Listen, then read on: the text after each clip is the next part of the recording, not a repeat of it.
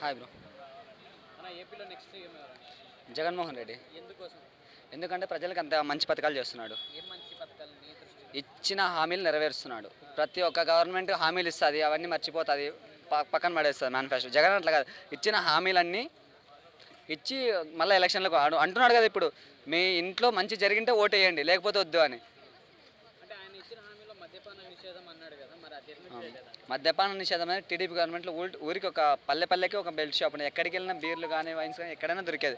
ఇప్పుడు జగన్మోహన్ రెడ్డి వచ్చి నుంచి ప్రతి మండలానికి 2 చేశాడు. అది సాయంత్రం 9 అయితేనే బంద్. సీఎంఏ ఒక సభలో రాప్తాడు సభలో సైకిల్ బయట ఉండాలి, గ్లాస్ ఇంట్లో ఉండాలి, ఫ్యాన్ ఏమో ఇంట్లో ఉండాలి అన్నాడు కదా. సభలో కాదు, లైవ్లో నేను ఉన్నాను. అది రాప్తాడు నియోజకవర్గం, ఆత్మకూరు మండలం నాది. సభలో నేనున్నా. 12 లక్షల మంది ఎగ్జాక్ట్గా చెప్పాడు. జగన్ చెప్పిన కరెక్టే కదా అది.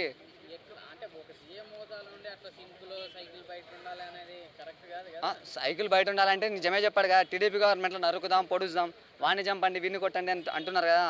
వాళ్ళని ఎప్పుడు ఏం మాట్లాడలే కదా. ఇప్పుడు దీని క్వశ్చన్లు అడిగితే ఎందుకండి? అంటే ఇప్పుడు ఆయన స్టార్ట్ చేశాడు కాబట్టి ఇప్పుడు ఈయన కూడా స్టార్ట్ చేశాడని అంటున్నారు. చొక్కా మడత పెట్టాడండి. ఇన్నాళ్ళు కామ్గా ఎన్ని చేసినా ఏం చేసినా కానీ ప్రశాంతంగా చూసుకుంటాడు. ఓర్పు ఎన్ని రోజులండి, ఓర్చుకుంటూ పోతున్నాడు. ఓర్పు నహించింది. జగనన్న పంజాబ్ విప్పుతాడు. ఇంకా చూస్తాం.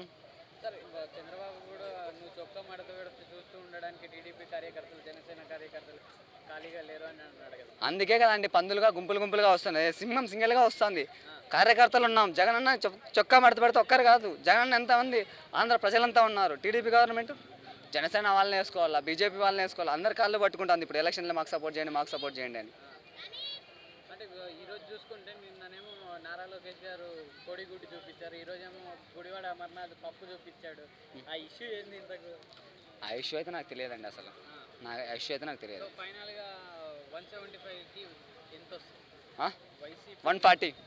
వైనాట్ 175 అంటాడు. 140 సీట్లు ఖచ్చితంగా గెలుస్తాం. మరి నువ్వు అన్నట్టుగా లాస్ట్ టైం 151 కదా, 11 ఎందుకు తగ్గినట్టు?